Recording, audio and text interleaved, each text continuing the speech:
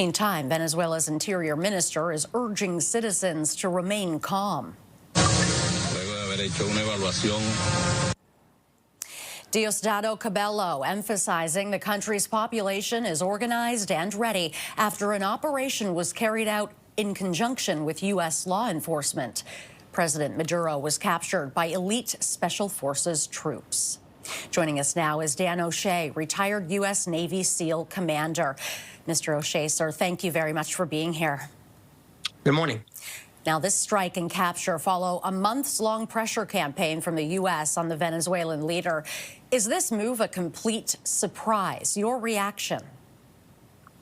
Without a doubt, for actually to pull off, this mission performed by a national level mission force, the best at this kind of work in the world. But I think it was a big surprise. I mean, the president was on earlier speaking about they plan to do this 4 days ago. It was weather dependent. But the fact that they were able to pull off this surgical extraction of President Maduro and his wife just speaks to the resolve of President Trump and what his intended, he's basically fulfilling what he stated out. I mean, Maduro could have left probably weeks, months ago, and now this is the option he's facing. He's gonna be in the annals of history with Manuel Noriega and other dictators that were deposed. What would have been involved in this capture, and how dangerous might it have gotten?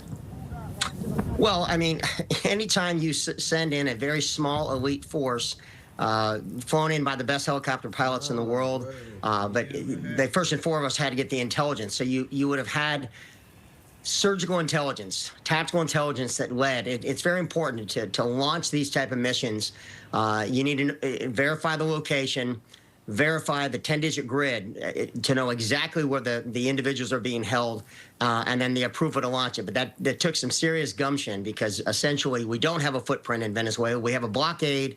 We have 10,000 troops. We're talking an entire country. So for them to send in a very small package who surgically went in, what I understand, no one was wounded or killed. I mean, it might have been a couple wounded, but to the early reports, this was just a flawless execution of a mission that was pulled off with incredible intelligence on the ground. And you got to understand, everyone probably saw the writing on the wall, even within Maduro's circle. So when it all comes out how they found and confirmed his location, it's going to be a compelling story. And we know that his inner circle, his any bodyguards, weren't even Venezuelans themselves. They were Cubans.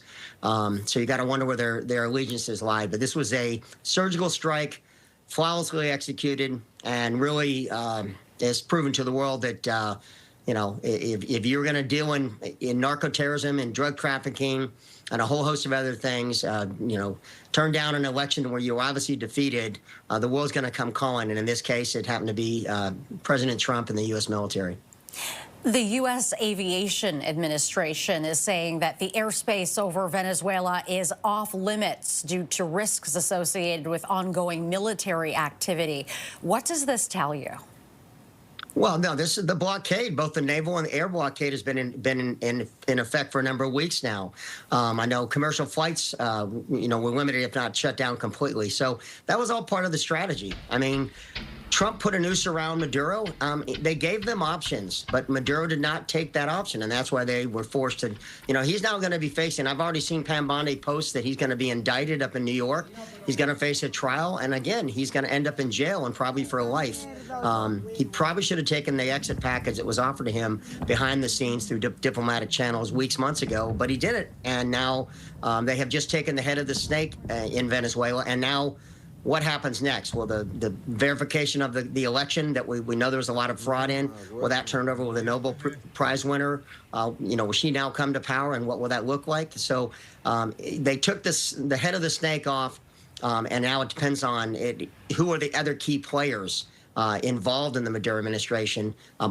Is there going to be another coup, or is there going to be a chance for what happened in the election, the true results of the election come to play, and Venezuela goes back from a narco-terrorism state back to a democracy? Time will tell.